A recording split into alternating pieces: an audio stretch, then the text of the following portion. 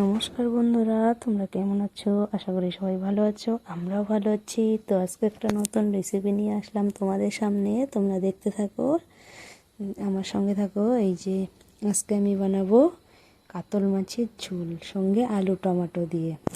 তো প্রথমে মাছগুলোকে আমি নুন হলুদ মাখিয়ে নিলাম। এই যে দেখো, আর একটা কড়াই বসিয়ে দিয়েছি। এখানে আমি মাছগুলোকে ভেজে নেব। তো তেলটা গরম হয়ে গেছে, দেখো মাছগুলোকে একে একে দিয়ে দেবো। এই যে মাছগুলো দিয়ে দিয়েছি। তো এখানে আমি 5টা আলু নিয়েছি, এগুলো কেটে নেব।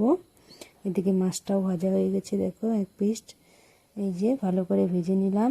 তো প্রথমে আমি পেঁয়াজ দিয়ে দিয়েছি, আর দিয়ে দিয়েছি আলুগুলো, আর 1 চামচ নুন, 1 চামচ হলুদ গুঁড়ো দিয়ে দিয়েছি। এখানে আমি জিরা, কাঁচা লঙ্কা, পেঁয়াজ বেটে রেখেছি, এটা আমি দিয়ে দিলাম।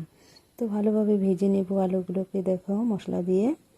এই যে ভেজে নিচ্ছি,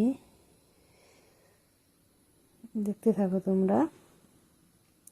তো বাঙালি তো মাছ তো ভালোবাসবেই। তো আমরাও আজকে মাছ রান্না করছি, দেখো। এই যে টমেটো দিয়ে দিলাম, দেখো। তো বন্ধুরা এইভাবে রান্না করবে, দেখবে ভালো লাগবে। এই যে তো ভাজা হয়ে গেছে, এখন আমি এর মধ্যে জল দিয়ে দিলাম, দেখো জল দিয়ে দিয়েছি।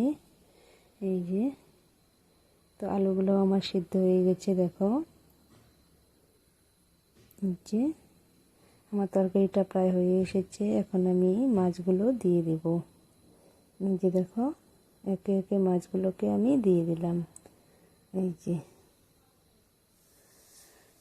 তো বন্ধুরা, আমার এই পেজটাতে তোমরা অবশ্যই ফলো করবে, আর লাইক শেয়ার কমেন্ট করবে অবশ্যই। তো দেখো মাছগুলো দিয়ে দিয়েছি, তরকারিটা হয়ে এসেছে, আলুগুলো সিদ্ধ হয়ে গেছে, দেখো। এই যে তো এখন আমি তরকারিটাকে নামিয়ে নিলাম। এই দেখো, এত ঝোলও না, হালকা ঝোল রেখেছি, দেখো। তো বন্ধুরা, যদি ভালো লাগে একটা লাইক শেয়ার কমেন্ট করবে।